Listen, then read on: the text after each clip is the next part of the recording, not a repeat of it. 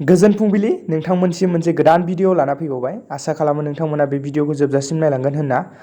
दिनैनि बयनिख्रुइ गिबिसिन खौराङाव दङ फ्राइड राइस जानानै दुखुनांथावै नखरसेनिनो साथाम बिब' बिनानावनि जिउ खहा। उत्तर प्रदेशआव फ्राइड राइस जानानै नखरसेनिनो साथाम बिब' बिनानावा थैनायनि सोमोनांथावना थासारि सोमजिदों। उत्तर प्रदेशनि रायबेली जिल्लायाव बे दुखुगोनां जाथाया जादों। बे दुखुगोनां जाथाया जानायनि उनावनो उत्तर प्रदेशनि पुलिसआ गलादारजों लोगोसे बिनि सानै फिसाज्लाखौ हमनाय जायो। पुलिसआ फोरमायनाय बायदिब्ला साथामबो बिब' बिनानावफोरा हमजानाय गलादारफोरनिफ्रायनो जाग्रा बेसादखौ बायदोंमोन। गुबुन फारसे जाथाय जानायनि उनावनो जाथायसालियाव सासे महकुमा थाखोनि बिफानारिया जाथायसालियाव नुजाथि फैनानै गलादारनि जाग्रा आदारनि नेरसोन नायो आरो आनजाद नायनो थाखाय आनजादसालियाव दैथायहरो। रुंसारि जानाय हिन्जावसा साथामनि नखरनि सुबुंफोरा फोरमायनाय बायदियै मोनाबिलियाव साथामबो गथ'फोरा माबा जानो थाखाय न'निफ्राय ओंखारलांदोंमोन आरो गलायाव फ्राइड राइस लोगोसे माबा संख्रि बायदि बेसाद जादोंमोन। गलानिफ्राय जाग्रा बेसाद जानानै न' फारसे फैफिननायनि उनाव गथ' साथामबो गोब्राबै जोखोम जायो। साथामखौबो देहा फाहामसालियाव थिसननाय जादोंमोनब्लाबो नाथाय साथामबो रुंसारि जायो। बाक्सानि फाग्लादिया दैमायाव नैथि दालां 600 कौटि रांजों लुफुंनायनि खोथा होदों गिबि मन्थ्रि डक्टर हिमन्त बिश्व शर्माया। 600 कौटिसो रांजों दालांखौ बानायनाय जागोन।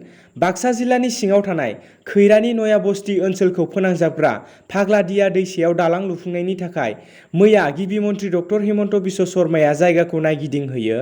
गिबि मन्थ्रि डक्टर हिमन्त बिश्व शर्माया फाग्लादिया दैसा सेराव थांना नायहैदों।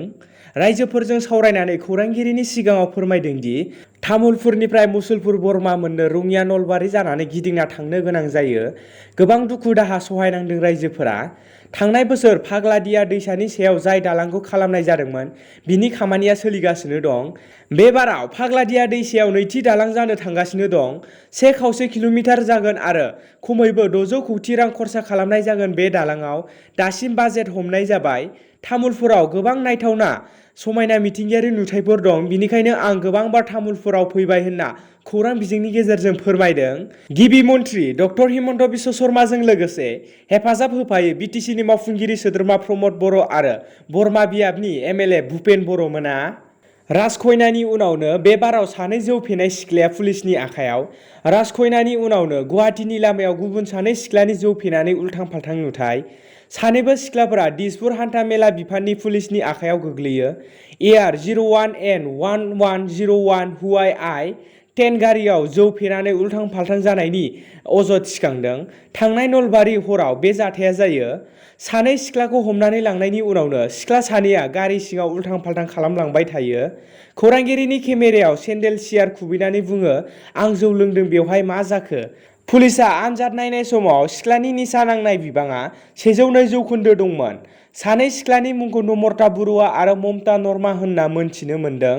सानै सिख्लाखौ GMCHसिम लांनानै देहानि आनजाद नायहैनाय जादोंमोनब्लाबो देहा फाहामसालियाव थानाय बेरामिनि गार्जेननि सिगाङावनो गाज्रि आखु दिन्थियो। दासिम पानबाजार आइजो पुलिस थानायाव सानै सिख्लाखौ लाखिनाय जादों होनना मोनथिनो मोननाय जादों। त्रिपुरा पुलिसआ सा 7 बांलादेशी लाइमोनफोरखौ जेबो फोरमान बिलाइ गैयैनि हमदों।